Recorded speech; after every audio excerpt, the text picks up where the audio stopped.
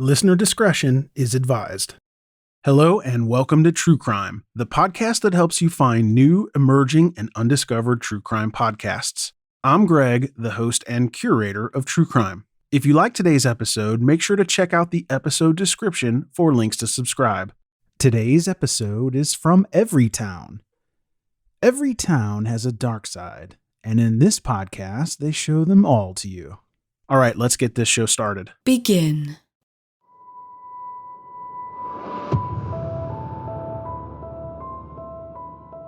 Welcome to Every Town. Thank you guys so much for tuning into our podcast. If you guys enjoy listening to Every Town, then I wanted to let you know that there are always a video component to each episode over on our YouTube channel called Scary Mysteries. They're really well put together and put faces to the names, so you can always head over to our Scary Mysteries YouTube channel if you want to view them. There's also 2 other videos that come out on our YouTube channel each and every Monday and Wednesday, where we cover strange and creepy stories from all around the world. Those can also be listened to in podcast form on our other podcast channel called Scary Mysteries. We have tons of cool content for you all around. Thanks so much for the support and tuning in. Hope you enjoyed the episode.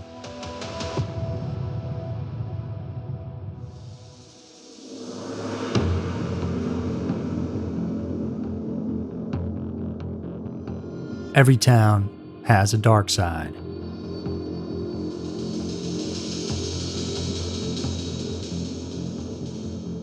From the late 1980s to the early 90s, a masked abductor and rapist sparked tremendous terror in Melbourne, Australia, for victimizing 4 young girls. This criminal's MO has been established. A few of the released victims had narrated their harrowing experiences. Thousands of potential suspects were investigated and hundreds of houses searched. Yet, this serial child rapist, who the Sun newspaper called Mr. Cruel, has still eluded the authorities for more than 3 decades.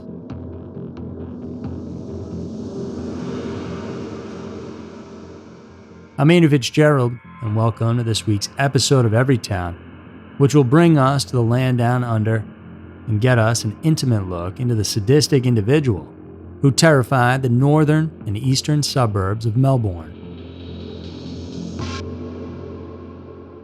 The victims and their families have been identified, but the real identity of Mr. Cruel still remains a mystery, and his crimes are yet to be solved.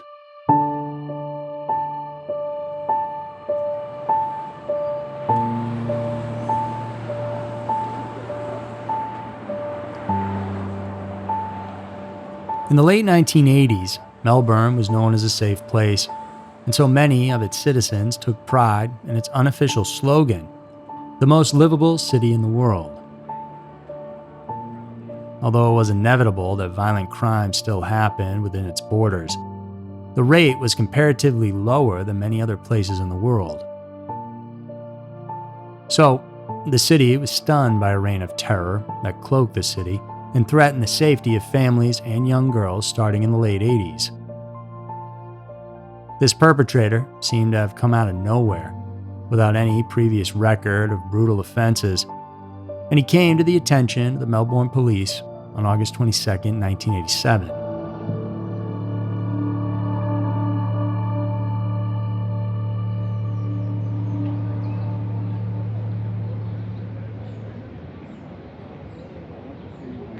In Australia, towards the end of August signals that winter is coming to an end, while in other parts of the world it's beginning to get chilly as fall is ushered in.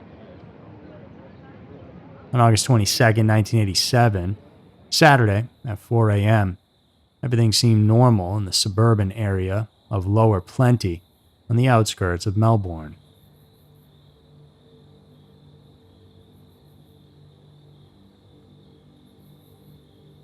Most families were at home, deep in their sleep, when a particular family was attacked by an intruder who got inside the house by removing a pane from the living room window.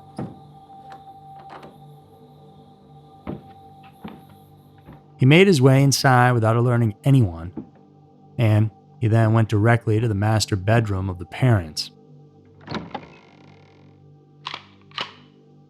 Armed with a gun and a knife, the intruder woke up the couple, forced both of them onto their stomachs, bound their hands and feet, blindfolded, and gagged each one with surgical tape before locking them in a closet. He ensured that they couldn't escape and threatened to kill them if they ever attempted to.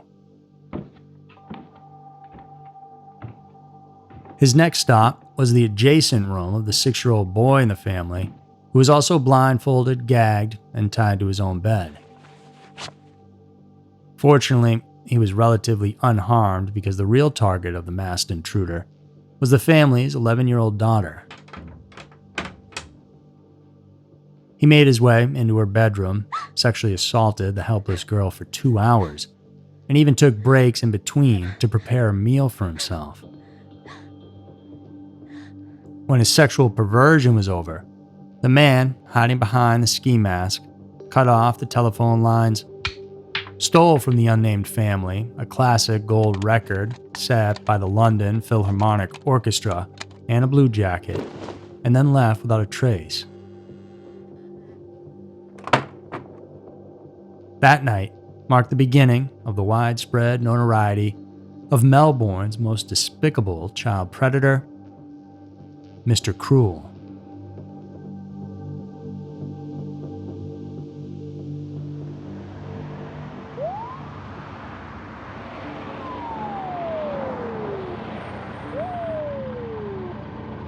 A police investigation on the Lower Plenty family attack soon started, and they were baffled how such viciousness had happened to a family that didn't have real demons behind them. The parents recounted to the police the ordeal they had gone through, but their daughter added some exclusive details she experienced firsthand. She told police that during one of the attacker's breaks, he made a phone call which was apparently threatening the other person on the other line. The girl heard the man demanding that the other person he referred to as Bozo to move his children or they'd be next. Police then checked the family's phone records, but there was no record of this call whatsoever. Later on, it became clear that planting red herrings to confuse investigators was part of Mr. Cruel's evil schemes. It would be over a year before he preyed on his next victim, and once again found gratification.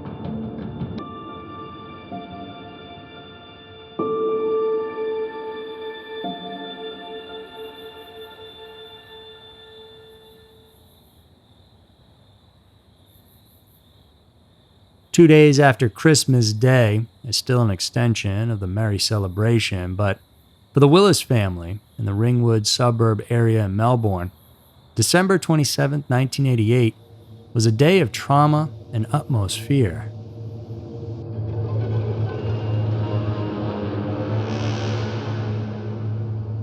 John Willis, his wife, and their 4 daughters were fast asleep when at around 5:45 a.m., the father of the house was startled and woke up by the sensation of an object pointed at his temple. Then he heard a voice telling him, "Don't be a hero." And right then and there, John knew his family would be experiencing a nightmare. Mr. Cruel, wearing dark blue overalls and a blue ski mask, was holding a gun to John's head and a knife in his other hand. Mr. Willis knew that to fight back would be to risk the lives of his entire family, so he and his wife followed the attacker's orders. Much like the crime in Lower Plenty in August of '87, the Willis couple rolled onto their stomachs, then the attacker bound their wrists and ankles using copper wire. Notable was the type of knot utilized, like in the first crime, that was a specialized one used primarily by those with nautical backgrounds.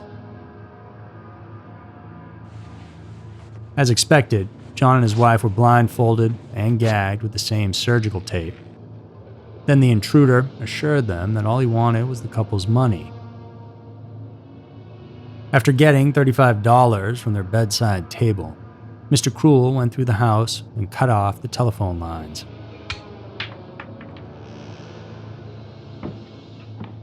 Then it was on to his main agenda. Invade the room of the 4 daughters of the Wills couple. He particularly singled out the eldest, 10-year-old Sharon Wills, whom he woke up by calling her name. This makes one think that Mr. Cruel researched and perhaps surveilled his targets before committing the crimes. Sharon, still groggy, was blindfolded and gagged like her parents. Her captor then picked up some of her clothes and hurriedly fled with her in tow. The Wills couple eventually broke free of the restraints 15 minutes later and realized that their eldest daughter was missing. With cut-off telephone lines, John rushed to their neighbor's house to use their phone. Then he searched the neighborhood, but it was all in vain. Sharon was nowhere to be found and was clearly abducted by the masked man. The thought that their daughter could be gone forever sent the Wills couple into a panicked state.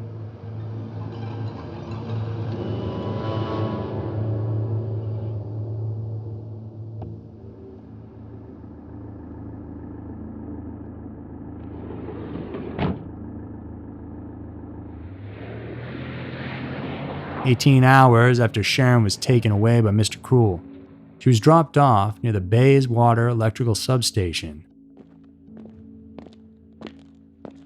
Just a little past midnight, a woman stumbled upon a small figure standing on the street corner who was wrapped up in green garbage bags.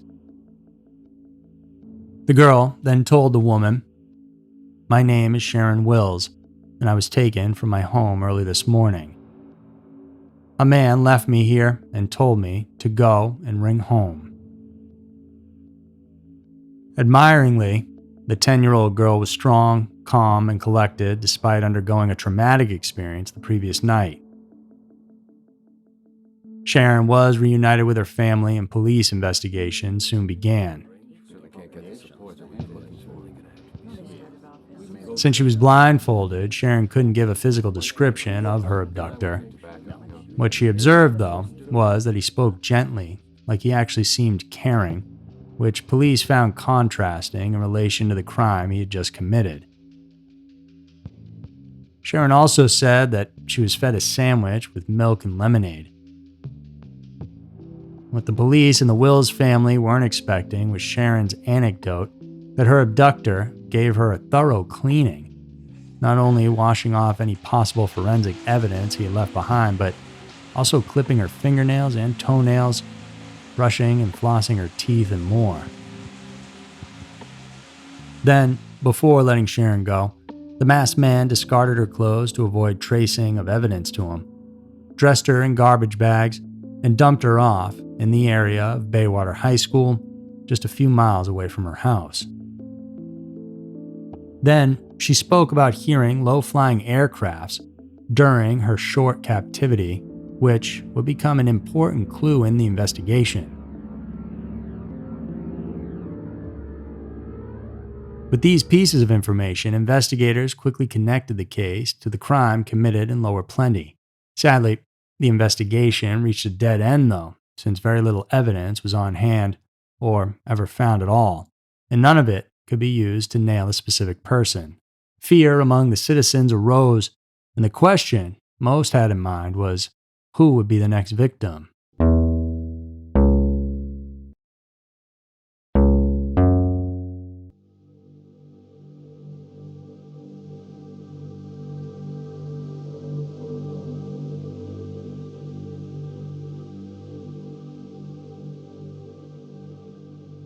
The answer came nearly 2 years after Sharon Wills was abducted and assaulted.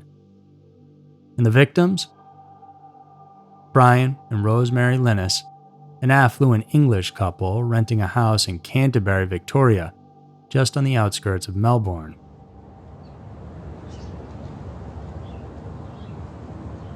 Located west of Ringwood and south of Lower Plenty, the neighborhood was known as a place where the wealthy and powerful live like Australian politicians and public officials. The Linus family moved to Australia for business reasons, but had plans to go back to England in the very near future. They chose the Ringwood area, believing it was safe to raise their children there, 15-year-old Fiona and 13-year-old Nicola. But on July 3, 1990, their perception of the neighborhood's safety was shattered. That night, Brian and Rosemary attended a farewell party thrown in their honor as they were leaving for England in a few days. Left at home were Fiona and Nicola, who were awakened by the angry, commanding barks of a masked intruder shortly before midnight.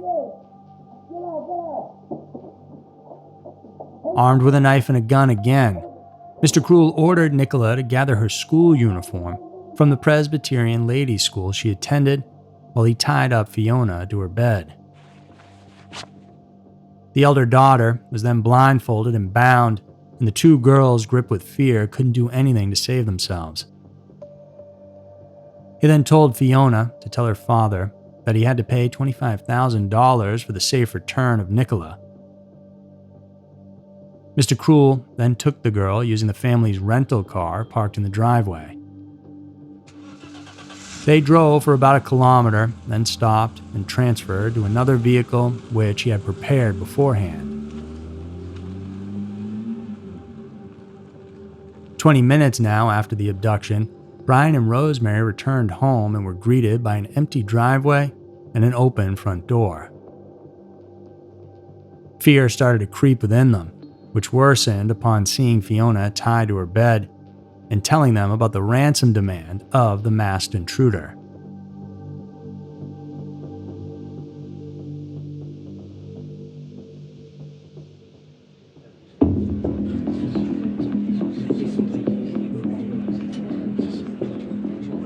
Police immediately did an investigation, but found almost no evidence at the crime scene itself because the kidnapping of Nicola Linus had been done in a precise and strategic manner.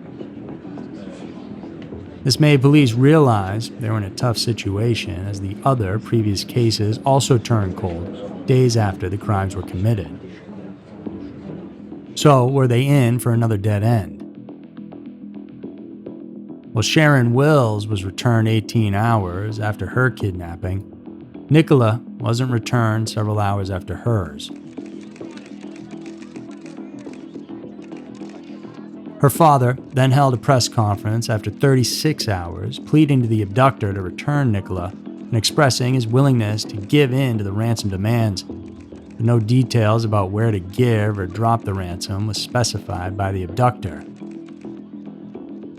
Brian's business dealings were then investigated as police thought the crime was related to his work or personal dealings. But nothing came out of this effort, and the Linus' daughter was still missing. A ray of sunshine, though, appeared 50 days after Nicola's abduction. When Brian received a phone call past 2 a.m., and on the other line was his missing daughter.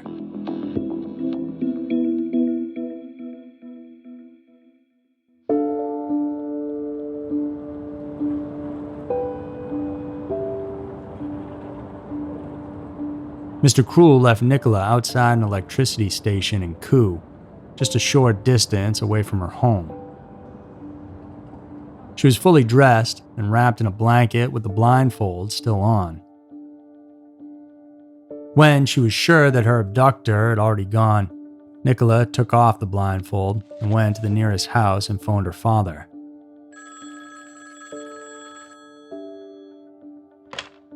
When investigators questioned the teenage girl, she shared information that was valuable in the probe. Most prominent among them was a rough estimation of the perpetrator's height, which was roughly 5 feet 8 inches, based on comparing her own height with the abductor when he rushed her from her bedroom to the getaway car. Nicola also thought he had reddish-brown hair. She was blindfolded for the most part of her captivity, but was given a few chances to get a glimpse. For the duration of her captivity, Nicola was forced into a neck brace that was fastened to the abductor's bed. She also reported hearing Mr. Cruel talking aloud to another person while she was blindfolded in her bedroom, but there was no response. Investigators thought that the other person was an accomplice or such, or it's likely that it was just one of Mr. Cruel's many red herrings. Just like what he did to his previous captive, Mr. Cruel also bathed and cleaned Nicola thoroughly before releasing her. Months after the Lionesses had moved back to England, Nicola then remembered hearing the same type of low-flying aircraft previously reported by Sharon. The investigators posited that the suspect lived in the surrounding vicinity of the nearby Tullamarine Airport, most likely in its direct flight path. Despite the additional information Nicola told investigators, though, and what Sharon Wills had also shared with them, no one became a person of interest. And Mr. Cruel's worst crime was still yet to come.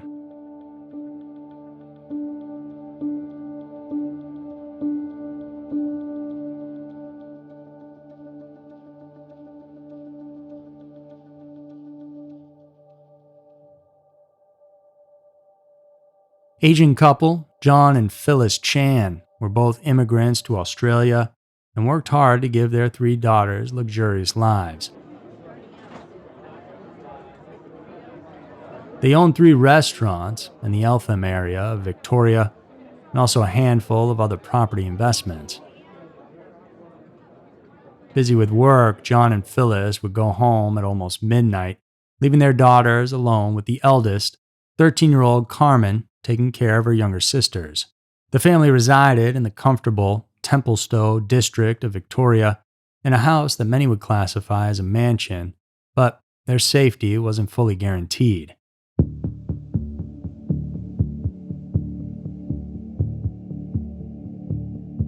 On April 13, 1991, the Chan family was not immune to the beastly acts of Mr. Cruel.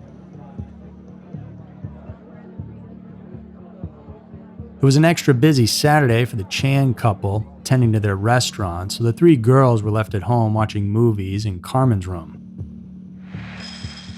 At around 8:40 p.m., Carmen and her sister went to the kitchen to fix some food when they were confronted by a masked intruder with a green-gray tracksuit and holding an intimidating knife.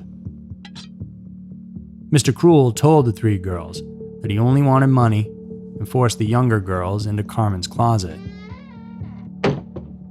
He only wanted Carmen to show him where the money was.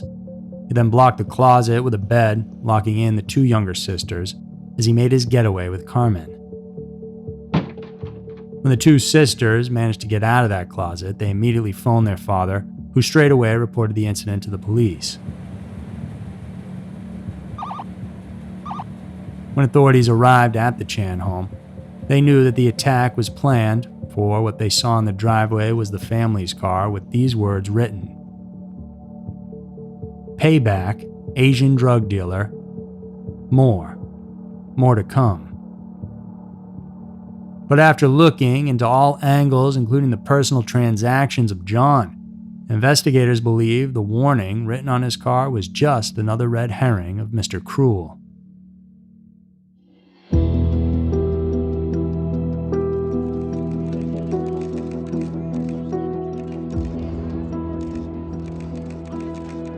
Roughly 72 hours later, the Chan couple held a press conference where Phyllis broke down, pleading for her daughter's return. They offered $300,000 in ransom money for Carmen's release, and her sisters even wrote letters appealing for her return that were published in the media. Months passed, though, and still there wasn't any word about Carmen, and this triggered one of the largest manhunts in Australian history, known now as Operation Spectrum. It was a multi-million-dollar, 40-member undertaking that spent tens of thousands of man-hours, along with many thousands of more volunteer hours, with the goal of finding Carmen. but their efforts didn't yield any positive results. On April 9, 1992, Carmen's remains were stumbled upon by a man walking his dog in the nearby area of Thomaston, along Edgar's Creek. Based on her fully decomposed skeleton, an autopsy showed that she was shot 3 times in the head execution style and had likely been dead for close to a year. But why did Mr. Cruel kill her unlike his first 3 victims? Phyllis could only surmise that Carmen was stubborn and fought her abductor and learned of his identity, so he got rid of her.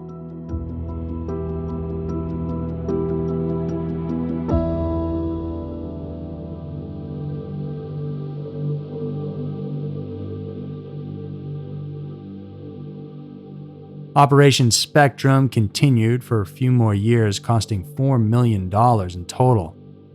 It investigated over 27,000 suspects, received over 10,000 tips from the public, and searched over 30,000 houses in the hopes of identifying a single clue. Yet, Mr. Cruel was never identified by the task force until it was finally shelved in 1994. After the murder of Carmen, no other crimes would be attributed to Mr. Cruel. In 2010, Task Force Apollo was launched, hoping that new technology and methods would finally find more details that would pin down Mr. Cruel, but the only recovered DNA of him had disappeared. Unfortunately, the cases against the serial child abductor and rapist are still open. He remains unidentified and is considered as one of Australia's most wanted criminals. Up until justice is served, his victims' families can say that the world indeed can be cruel.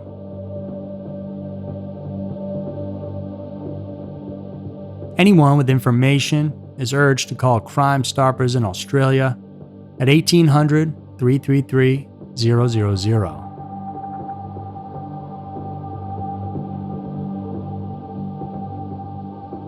So that's it for this week's episode of Everytown. For more content from us, please go check out our Scary Mysteries podcast or YouTube channel. Thank you so much for tuning in, and come back next week for another episode filled with scary, strange, and mysterious stories. Because who knows? Maybe your town will be next.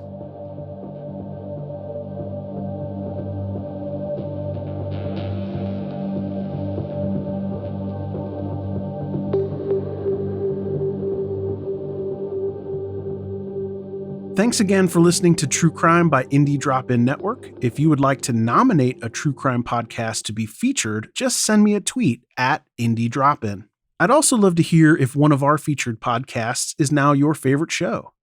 Indie Drop-In survives off ad revenue and listener donations. If you would like to contribute, please consider buying me a coffee. You can go to buymeacoffee.com/Indie Drop-In. If you look at the very bottom of the episode description, I put a link in there to make it really easy. Indie Drop-In has many other shows that you also might like. Just go to indiedropin.com. All right, see you next week.